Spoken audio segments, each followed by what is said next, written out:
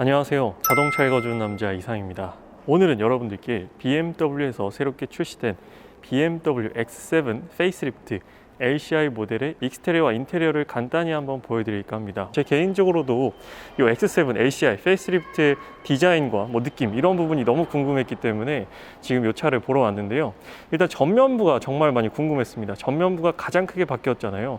전면부 헤드라이트가 7시리즈 풀체인지처럼 분할형으로 되었고, LCI 중에서도 가장 큰 변화가 이 전면부이기 때문에 전면부를 실제로 봤을 때는 역시나 사진보다는 실물이 괜찮다라고 느껴졌던 부분이고, 생각보다 차가 그렇게 커 보이는 느낌은 아닙니다. 제가 봤을 때는 이렇게 딱 직각으로 떨어져서 전면부가 되게 커 보일 거라고 생각했는데, 보시면 여기가 이렇게 슬림하게 이렇게 곡선으로 되어 있습니다. 그래서 실물로 봤을 때 사진에서 본 것보다는 막 그렇게 엄청나게 전면부가 커 보이는 그런 느낌은 아니에요. 그래서 이 부분이 조금 의외였습니다. 그럼에도 여기 전면부 라디에이터 그릴은 정말로 커다랗게 되어 있습니다. 이전 모델과 크기는 거의 똑같은 것 같아요. 손바닥, 지금 성인 남자 손바닥으로 4개 정도의 크기를 갖고 있는 어마어마한 사이즈를 가지고 있습니다. 그래서 지금 외장 컬러는 블랙으로 되어 있어요. 그래서 여기 있는 그릴이 살짝 너무 눈에 띄긴 하는데, 이 그릴 같은 경우에까지 블랙으로 처리를 하게 되면은 정말로 포스 있는 그런 차량이 될 것 같습니다. 전면부를 간단히 한번 볼게요. 전면부에는 여기 액티브 에어로 셔터 그릴이 적용되어 있습니다. 그래서 필요할 때는 여기 그릴이 열렸다가 필요 없을 때는 닫히고, 이렇게 냉각 효율을 위해서 고속주행 성능을 위해서 열리고 닫히는 기능이 들어가 있고, 여기 전방 카메라는 여기 있습니다. 그리고 하단에는 여기 레이더 센서, 반자율 주행을 위한 레이더 센서 적용되어 있고, 반자율 주행은 프로페셔널 BMW에서 가장 최신형 반자율 주행 시스템이 적용되어 있습니다. 그리고 이 차량 같은 경우에는 M 스포츠 모델이에요. X7 같은 경우에 DPE와 M 스포츠 이렇게 나뉘게 되는데, 이 차량은 M 스포츠 모델입니다. 그리고 40i 모델이에요. X7은 이번에 3개의 파워트레인을 구성했는데, 가솔린, 디젤, 그리고 고성능 M60i까지 3가지가 있습니다. 그런데 기존에는 디젤 엔진에만 마일드 하이브리드가 들어갔었어요. 그런데 페이스리프트를 거치면서 가솔린 엔진에서도 마일드 하이브리드가 탑재됩니다. 그래서 현재 6기통 가솔린에 마일드 하이브리드가 탑재된 40i X드라이브 모델이다라는 점을 참고해 주시면 될 것 같아요. 헤드라이트 디테일한 부분이 좀 궁금했는데 자세히 한번 볼게요. 위에가 이제 주간 전조등이고, 아래가 이제 하향등, 상향등의 역할을 하는 헤드라이트입니다. 헤드라이트는 크게 2개의 LED로 되어 있고, 위쪽도 이렇게 2칸으로 나뉘어져 있습니다. 그래서 이렇게 분할형 헤드램프는 사실 수입차에서는 그렇게 자주 볼 수 있었던 스타일은 아니었어요.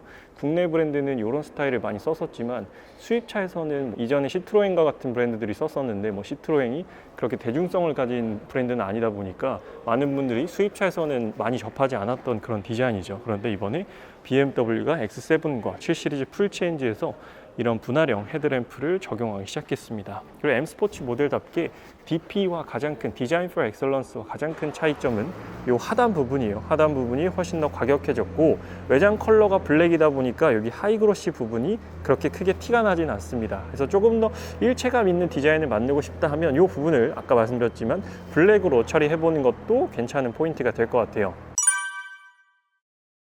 그래서 전면부를 딱 보면 약간 확실히 좀 멧돼지 같은 느낌이 있긴 하지만, 그래도 실물로 봤을 때 너무 못생겼다 이런 느낌은 결코 아닙니다. 확실히 BMW에서 느낄 수 있는 다이나믹함이라든지 좀 스포티함 이런 느낌이 이런 좀 날렵하고 얇은 헤드램프로 인해서 좀 더 살아나는 그런 느낌이에요. 그래서 측면부 같은 경우에는 페이스리프트이기 때문에 그렇게 큰 쉐입이 바뀌지 않았습니다. 측면부를 크게 한번 볼게요. 측면부를 전체적으로 보면 전체적인 라인은 바뀌지 않았습니다. 다만 여기는 휠 디자인이라든지 테일램프 디테일들이 바뀌었다라고 보시면 되는데, 휠 디자인이 진짜 미쳤어요. 휠이 정말 BMW는 휠을 너무 멋지게 잘 만드는 것 같습니다. 보통 다른 브랜드 같은 경우에는 페이스리프트면 휠 디자인을 크게 안 바꾼다거나 살짝만 바꾸는 브랜드도 있거든요. 그런데 BMW는 정말 휠의 진심인 브랜드입니다. 휠을 정말 잘 만들고 정말 멋지게 만들어요. 와, 이 SUV에 이런 휠 누가 넣을 거라고 생각이나 했겠습니까? 정말 고성능에 들어갈 법한 그런 휠 디자인을 가지고 있고, 와, 휠이 정말로 역동적입니다. 휠은 현재 기본 22인치가 적용되어 있고, M 스포츠 모델이어서 블루 캘리퍼가 적용되어 있는 걸 확인해 볼 수 있죠. 서스펜션 같은 경우 X7은 모든 라인업이 다 에어 서스펜션이 적용되기 때문에 따로 DP와 M 스포츠 간의 서스펜션 차이는 없습니다. 일반 5 시리즈라든지 3 시리즈 같은 경우에는 스탠다드 모델과 M 스포츠의 서스펜션이 다른데, X7은 모두 다 에어 서스펜션이 적용되기 때문에 서스펜션은 동일하다라고 보시면 돼요. 그리고 순정으로 이 고정식 사이드 스텝이 적용되어 있습니다. 따로 이게 움직이진 않아요. 고정형으로 적용되어 있습니다. 그리고 360도 카메라 적용되기 때문에 여기도 카메라가 적용되어 있습니다. 그리고 여기 문을 살짝 열어볼게요. 이렇게 닫으면 소프트도어 클로징도 적용되어 있습니다. 그리고 뒷바퀴 또한 22인치 휠, 똑같은 사이즈의 휠이 적용되어 있는데 X7 페이스리프트가 되면서 후륜 조향이 적용됐습니다. 인테그럴 액티브 스티어링이라고 해서 뒷바퀴 조향까지도 이번에 적용이 되었어요. 따로 뭐 세단이 아님에도 SUV임에도 뒷바퀴가 조향이 돼서 이 차 같은 경우 휠 베이스가 상당히 길잖아요. 이런 차들은 뭐 유턴할 때라든지 뭐 주차할 때 불편할 수밖에 없습니다. 그런데 이제 앞바퀴뿐만 아니라 뒷바퀴까지도 이렇게 조향이 되면 훨씬 더 유턴할 때 회전 방향을 줄여주게 되고 주차할 때도 훨씬 더 용이해지는 것이 이제 후륜 조향 기능의 장점입니다. 그리고 고속에서는 앞바퀴와 같은 방향, 저속에서는 앞바퀴와 반대 방향으로 이렇게 돌아가는 것이 이 후륜 조향 시스템의 특징입니다. 그래서 고속 주행에서도 같은 방향으로 꺾이기 때문에 훨씬 더 안정적인 성능을 구현해준다라는 것이 특징이고요. 그래서 X7 같은 경우에는 정말로 큰 SUV잖아요. X5의 형이기 때문에 X6보다도 더 큰 차량이어서 사실 이렇게 큰 차량들은 사이드 비율을 보게 되면 좀 어색한 부분이 많거든요. 그런데 X7 같은 경우에는 사이드 비율까지도 참 멋집니다. 정말 안정감 있고 든든한 그런 사이드 프로포션을 보여준다라는 게 특징이에요. 헤드룸 공간을 위해서 이렇게 따로 쿠페형을 쓰지 않았고 X6처럼 딱 각져 있는 라인을 가진 것이 X7 디자인의 특징입니다.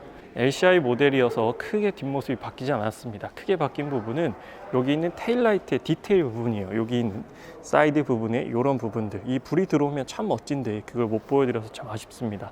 이 차량 같은 경우 1월 달에 시승차가 들어온다라고 해요. 그래서 시승차가 들어오면 제가 여러분들께 직접 시승기를 통해서 안에 기능도 직접 사용해보면서 어떤 특징이 있는지 말씀드리도록 하고, 그리고 마일드 하이브리드가 적용된 직렬 6기통 40i 엔진은 어떤 특징을 가지고 있는지도 상세히 한번 말씀드리도록 하겠습니다. 오늘은 간단히 외부와 내부만 말씀드리는 점 참고 부탁드릴게요.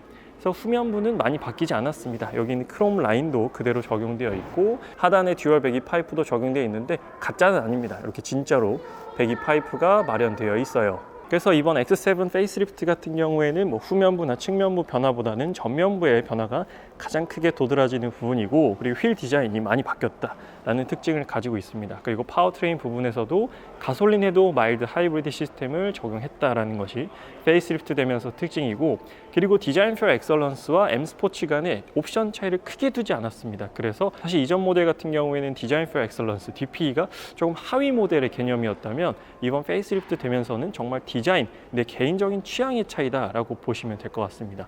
그 트렁크 같은 경우에는 지금 상단과 하단 이렇게 두 단으로 분리가 되는 트렁크가 적용되어 있습니다.